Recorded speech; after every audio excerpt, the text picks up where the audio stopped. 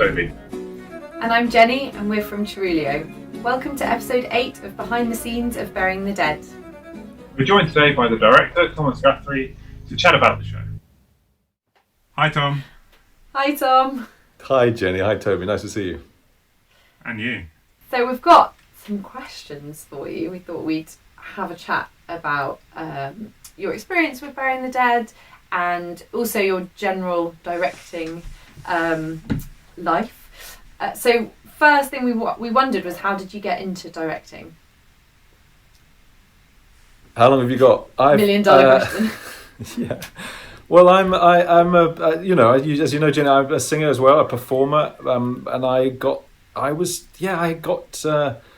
loved theatre, really loved theatre, and I went to the Royal Northern College of Music to study, and there was a really, really strict, slightly brutal stage training there, and it really made me think about things, technique and stagecraft, and in a way that I hadn't before, because I'd always sort of winged it and quite enjoyed it and been quite good at it in a sort of way that people thought, oh yeah, you can act, sort of thing, whereas I didn't know what I was doing. I was sort of making it up. So that really changed the way I thought about things. And then when I kind of came out into the business a bit and started to work and do shows and things, it's that classic sort of, I don't know, big-headed student thing of being annoyed with directors. I was annoyed with directors, and I thought, this should be they should know more about this, and so I opened my big mouth in one particular company, really good little company, and I said thanks so much for that. They had a really slightly chaotic rehearsal period and quite a lot of young singers, and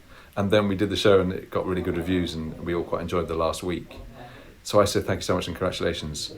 And I just think that, I wonder if there's some things we could talk about, because I'm thinking they'll probably never asked me to work for them again, but they said come back next year, and yeah, absolutely, come and assist, and so I sang and assisted, and then the director's father, unfortunately, was very ill, so I ended up doing quite a chorus and doing all my own scenes, and then they gave me a show of my own the next year, which I wasn't in. I was in the second half but not in the first half, and that's when I sat there in the auditorium and thought, this is what I want to do. This is tell people what to do. And and it was fun, and actually it was the second, because I had that feeling quite strongly, sort of vocational feeling, when I was an undergraduate, actually, that I wanted to study singing. I really wanted to work at singing, and then this was the second one. So yeah, I've been really lucky to sort of do both in a way. One of the things that we were really lucky with Burying the Dead was we had a couple of weeks of R&D time, which is quite unusual in this day and age of no money.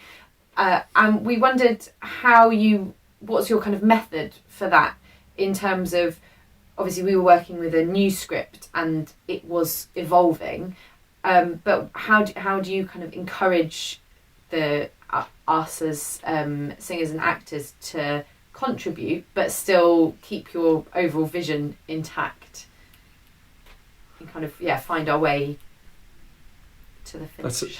That's a really good question, and you're completely right to say that it doesn't happen nearly often enough, especially in the classical music world and the opera world, and it's so expensive to get everyone in the room usually, and B, to say how lucky we were and what a good part of it, and it's brilliant that you managed to arrange that and to fund that. I mean, it was interesting, wasn't it, the way it was well working with Clare, that we had a script that we felt was a brilliant starting point and really interesting, and how we did it with our forces and with the kind of venues we would like to go to and so on, and budget, of course.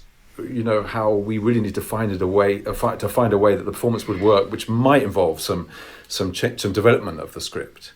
But I should ask you the same question. I mean, I really enjoyed it, but I was very concentrated, I remember, on trying to give you guys enough structure, but also to work with the scripts. I felt very script-centered, feeling that that's what we needed to do to establish something that we could sign off on almost. I've had experiences when the script sort of hasn't been signed off, and you just end up going around in circles and trying things and never knowing quite, what's going to work. And I think for us, where, there is a, getting the players involved as you did, there was, it wasn't an R&D with a really experienced theatre company actors who are sort of used to it. So, which is a good thing. But it meant that it was interesting. Yeah. How did you find it? Well, I was going to ask a question, and you just sort of brought it up really. So I thought I'd ask it now, which is about working with instrumentalists. Obviously, you're a singer as well, and singers are used to doing stage stuff. And I think a lot of directors and stuff like that, particularly in the opera world, there's often a big separation, of course, in the singers who are on stage and the orchestra are down there, and the orchestra are sort of more on the clock in a sort of unionized kind of way, and some of them are sort of hoary old pros that no one wants to talk to the wrong way, and so there's this big separation there. And one thing that was really nice for me about the show was that we were a smaller, closer knit thing, and you could feel a bit more involved. But I also, I will admit to being totally intimidated at the idea of even walking around on stage and being visible. So I wondered how you feel about working with instrumentalists, if you've come up against those sorts of problems before, and if you have special tactics to deal with the difficult breed that are the instrumentalists. Sorry, that's a brilliant question. Yes, I've had things, and sometimes I've got it a little bit wrong because I've really sided with instrumentalists, and I think that hasn't quite worked either, because I want them to know I'm a musician. I'm a fiddle player as well, a violinist, and I've sort of a lot of chamber music. I've really come from that background a little bit. I used to hate opera because I was a violinist, and they're not in tune enough, and it's indulgent. So I've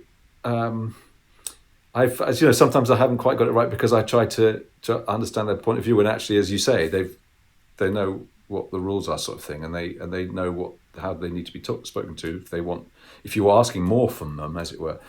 But I always absolutely value and love the sense that we're all doing one thing, that we're all involved in a communication with the audience, a storytelling event. Even if we're playing a Gimignani sonata, even if we're not doing something that's overtly theatrical, we're all involved in a moment which is a shared thing with the audience, and so it's essential to find a way, I think, to try and find a way. And of course, you just have to be very sensitive to what makes people feel comfortable, because that's the goal always, to get the best out of people in a way, and make them, because not just because you want to make people have a nice time, although hopefully that's a side effect.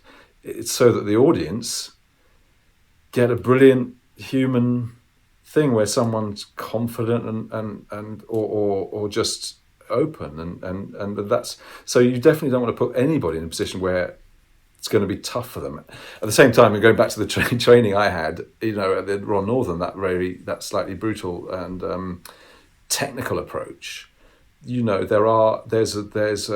I come from a background, I suppose, where I was put through the mill, where I was uncomfortable a little bit, and then came out the other end and found in the performance, because of the discipline that had been brutally instilled, I knew that I had the audience in the palm of my hand. At the right time, I knew that by raising my eyebrow,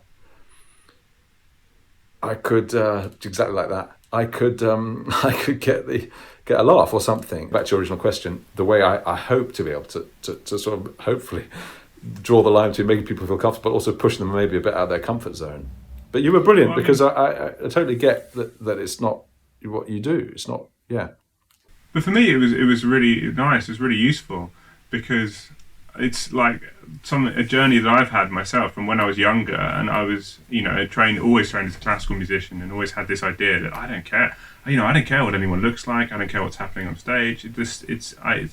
It's oral. It's with the young sort of naivety to think that there's some sort of desirable purity about just caring about the sound. That's all I'm interested in.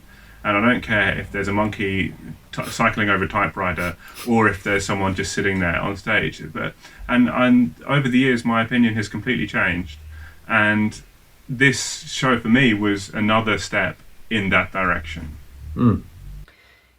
what you were talking about, having the freedom in performance, I thought that was something that we really got from that long R&D session, because we were so at one with the script. Like, we really knew what was happening. We always knew, and being a small company, we were always aware of what was going on with Niall, what his lines were, where he was going with his thoughts and his intentions, because we'd been there. It wasn't like we were in different scenes and then you kind of go on stage at the end, it's like, oh, this person's doing this, because we were there the whole time. And I think that really helped in performance, especially because we did such a drawn out tour, so we'd not perform it for 3 months and then we'd go back to it maybe with one rehearsal, and just being able to feel like you were, you know, putting on an old shoe or something, but you could then experiment on the stage, and you knew that Natalie was going to be there wherever you went, and that you just had that freedom, which was great.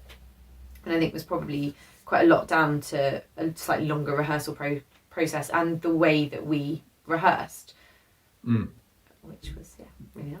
That's great. That's really good. And I think you're right. There's something we're used in the opera world, right, to having a very small amount of rehearsal and to just doing what the director asks because they've worked on it so long. I mean, they've done the work, and then you're told where to stand and what to do, and could you do it a bit more like this?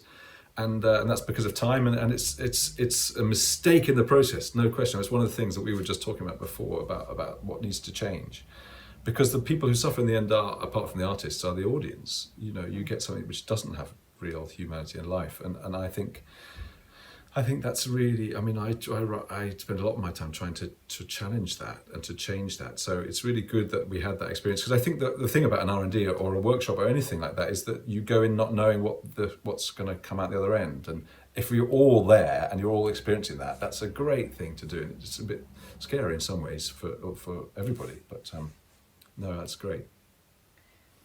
And you talked a bit earlier about how important you find storytelling as both instrumentalists and obviously what's going on stage and when they're all together.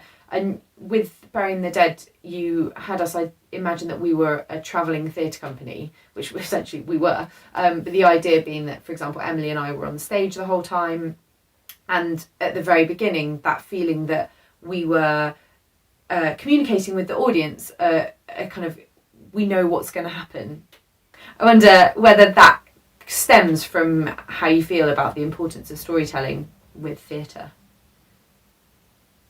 Yeah, that's a really interesting question, Jenny, and I think it makes me think of other occasions when I've lent towards that sort of approach. We did Carmen in Dartmoor Prison, and all the inmates, I mean, all of them, there were 20 of them, you know, I mean, out of 600 in the prison, but they weren't allowed to leave. So they had to be on stage all the time, and it made, again, a similar sort of thing where it makes it.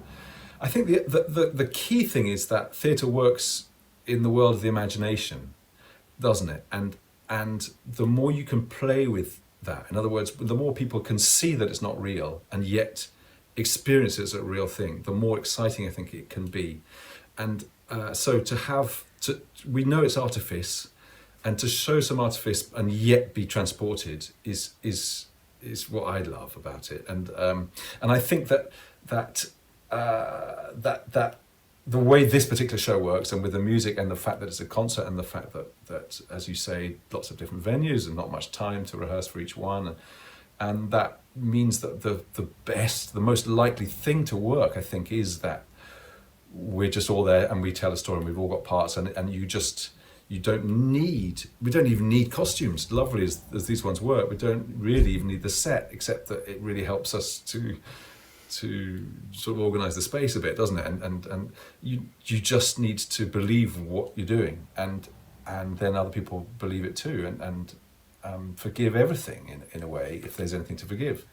So yes, I think absolutely storytelling is key. I mean, talking about storytelling, of course, most of the time when we think about storytelling, we think about being around the fire and being someone telling a story, right? Or someone reading from a book, or some, that very pure elemental idea of storytelling being something between a few people, one person speaking.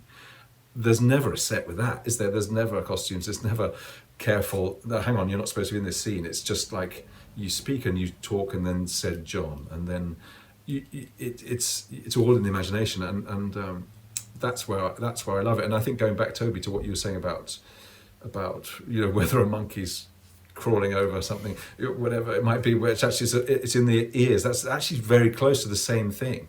And in a sense, we build structures to help us as performers, but the freer it looks to the audience, as long as it's clear what's happening, the better. And the less, for me again, I mean, it is a tasting. That's one of the nice things about directing, is that I like it like this.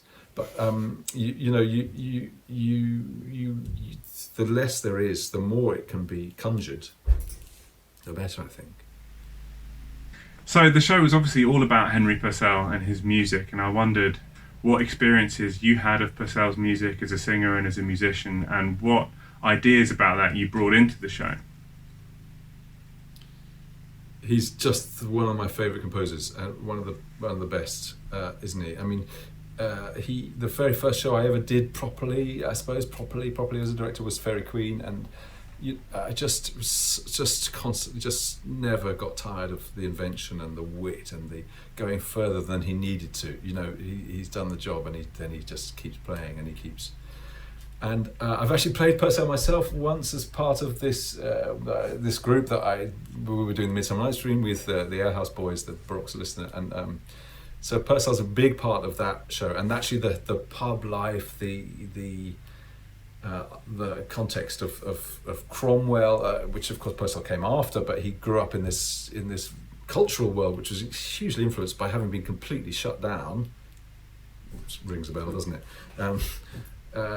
But politically for a long time, and it being banned, and then pubs and Purcell being at the heart of this culture, where concerts were invented, weren't they, in the back rooms of pubs, because became so popular that people wanted to book and pay, and subscription concerts were born. And so I am so pleased to do this because I just have such a I think we all do, don't we? I mean, he's just brilliant. It's brilliant.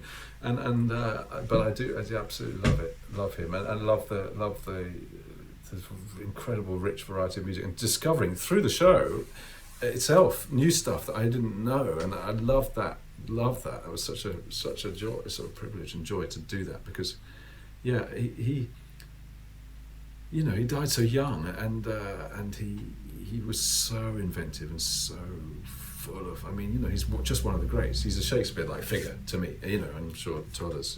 He's just absolutely near some kind of source where energy just comes and comes in inventive ways that work not just at his time but always. So we've worked together a few times, and you consistently talk about how important the intention is behind every single phrase that you sing or speak.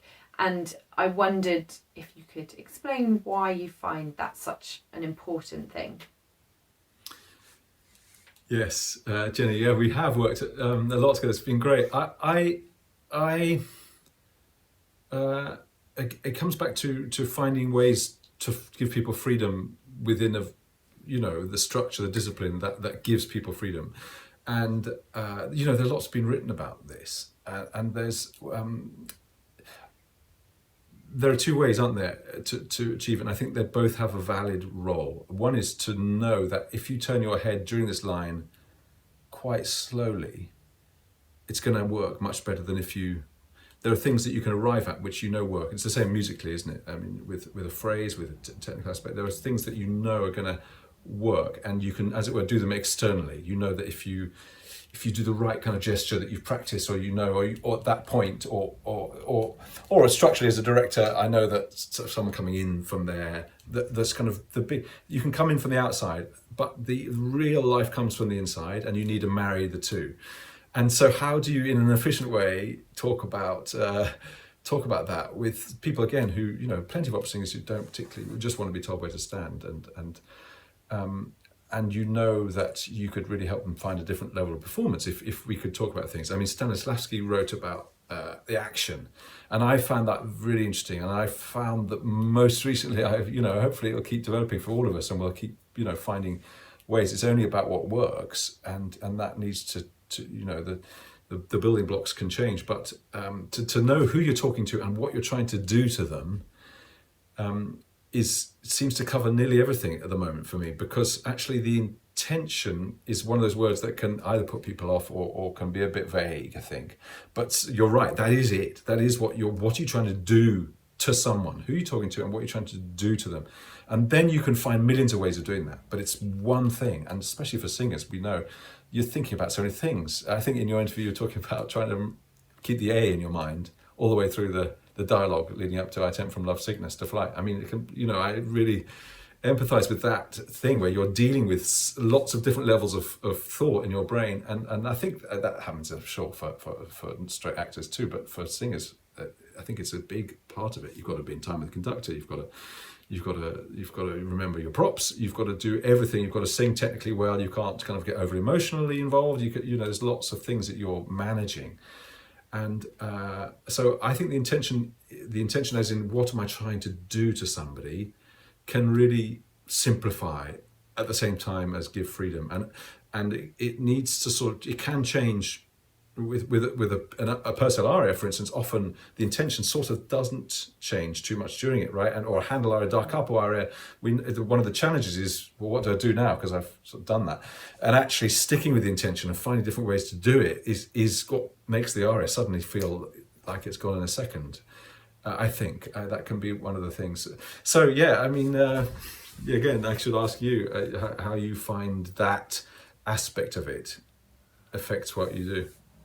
I think I find it really helpful, and I would say that because one of my first professional operas I did was directed by you, so it was very helpful at the beginning of my career to kind of have that have someone being so specific about it, and it's helped the way I sing and act within that ever since. And I certainly find now doing some teaching, that's something that I talk a lot about too with my pupils, and it is amazing seeing it in someone else when you experience it yourself, but you don't see how it changes things. And I definitely notice really a massive difference. And I think also I agree with what you said about often you're trying to say the same thing over and over again.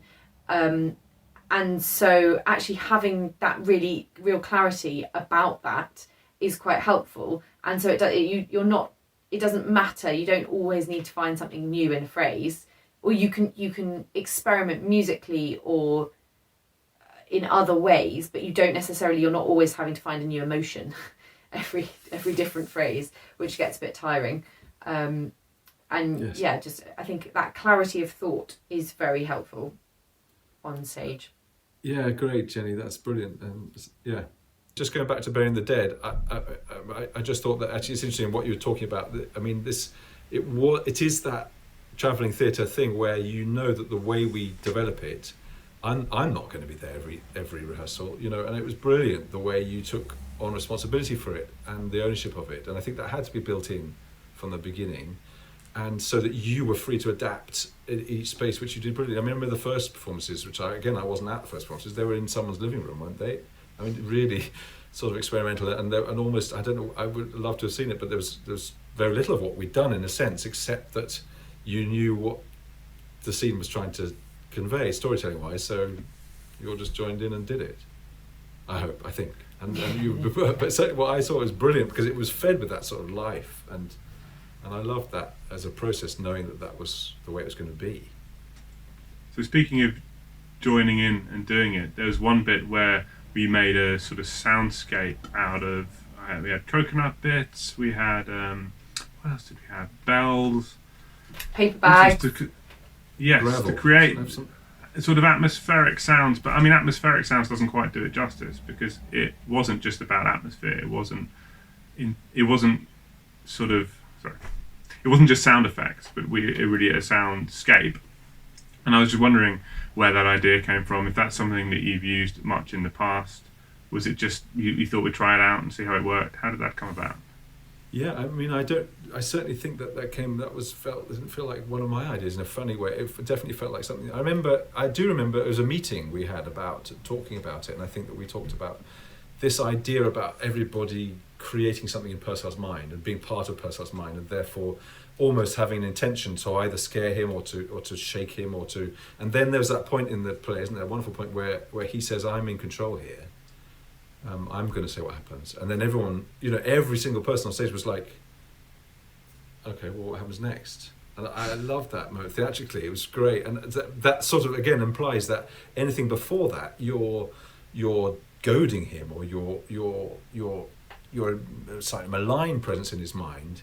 And then after that, you're sort of serving him. And again, it can work in both ways. So if you're making a hoarse noise or putting your hand in the gravel or doing the fire thing, you are there's an intention behind it. You're either creating something for him because he wants you to, or because he's doesn't know where he is and he needs to be, and it's fun to play around with him, right, and to shake him up. So yeah, I think that was it was a natural extension, really, wasn't it, for all of us? I think of being part of it, and I think the way we developed it, I remember, was very very nice and workshoppy. I mean, it felt, in a good way.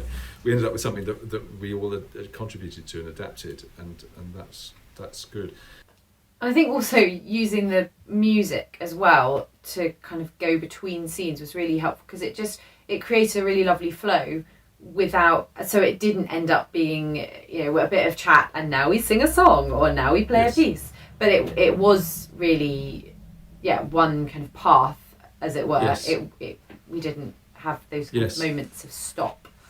Yes, and I think that's a real credit to Clare, of course, as well, and the fact that she had that same view about it developing and about it working as a storytelling event, so that there was room for development and room for change. And I think it changed from year to year, didn't it? Too, like certain the use of the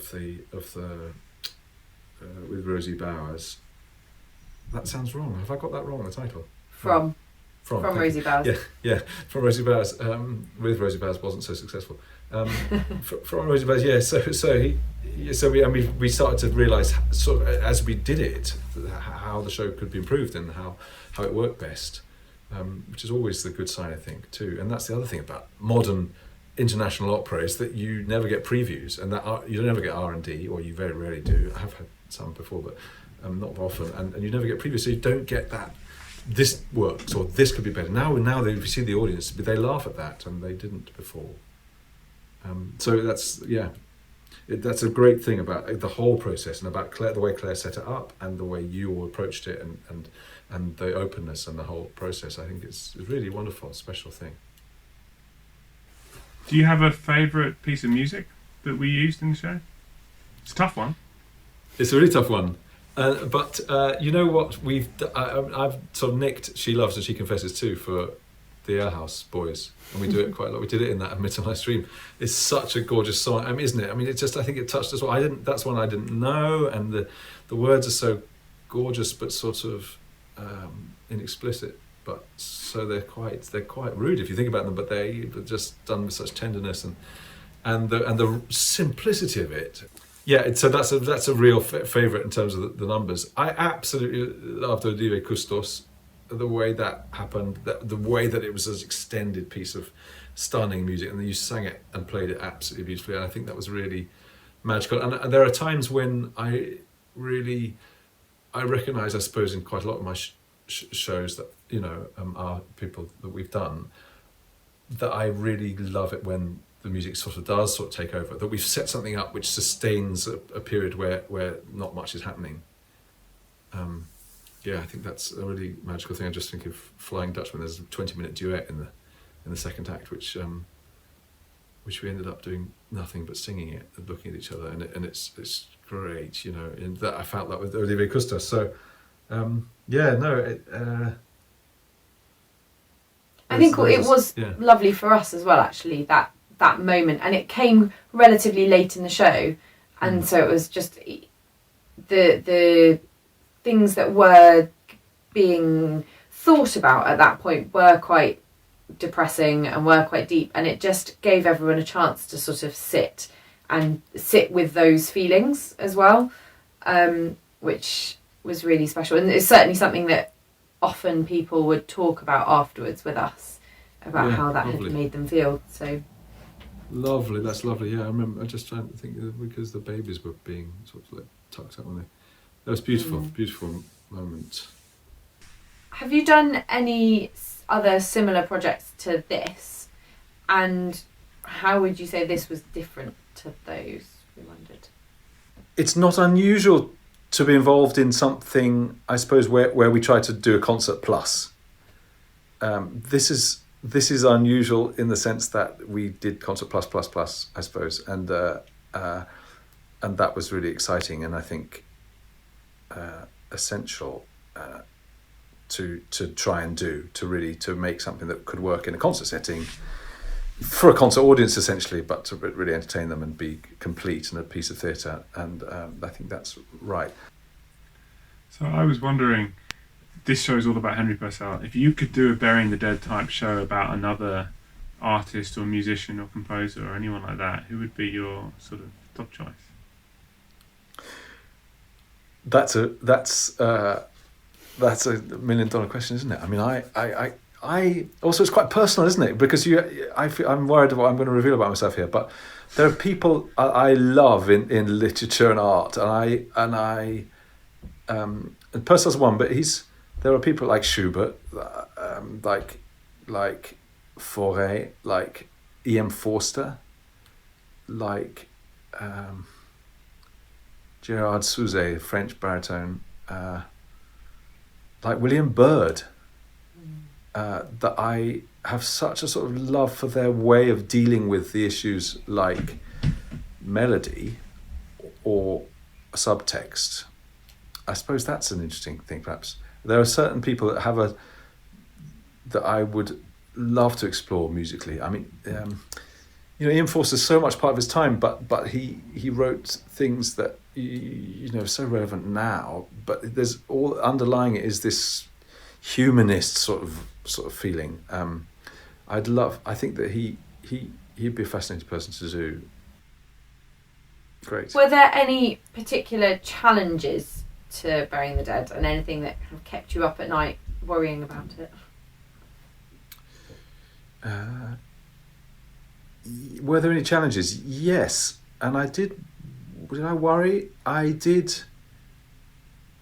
It's interesting to work with a writer always, and especially in that situation where it was, as you said, an R&D period. And when it comes down to whether you've got something that's signed off and your job is to make that work and not to chip into it and change it and to try and... So that's a really interesting process. And again, I take my hat off to Clare and to everybody involved in the way that it was possible, I think, to work out some important things. I think that when you feel quite strongly about something that's not yours, but you feel, then it's... the self-doubt comes into it too. You don't know whether you're right, but you think this quite strongly, and then you worry. I think one of the worries, if I'm really honest, is what if this doesn't change? If what am I going to do? Because I feel quite strongly about it. So I think that there was that treading on ice a bit, eggshells, which didn't really happen, but I think it was a worry, and I think it's just part of that process. So it wasn't particular maybe to Burying the Dead, except it's just to work in that way. It doesn't happen very often. A living writer, all of us trying to work at something that was going to work, and that I think we all felt very attached to the music and the character, and so it was about working together to try and make something that we all believed in. And I think that was a good process. But yes, not without anxiety, certainly. Thank you so much. So nice. A pleasure, real pleasure to talk to you guys. It's lovely to have a conversation about it. Isn't it? Absolutely. And it's so nice we've obviously in previous videos, we've talked to lots of the other creative team and Niall, and and Clare, obviously. And and to hear your thoughts has been really brilliant. And to hear yours, that's good. Thank you. Thanks very much. Thank you very much for watching our video series. Please follow us on social media and sign up to our mailing list if you'd like to hear more about what we're up to. If you enjoyed this series and you feel able to donate towards our future projects, please visit our website for details.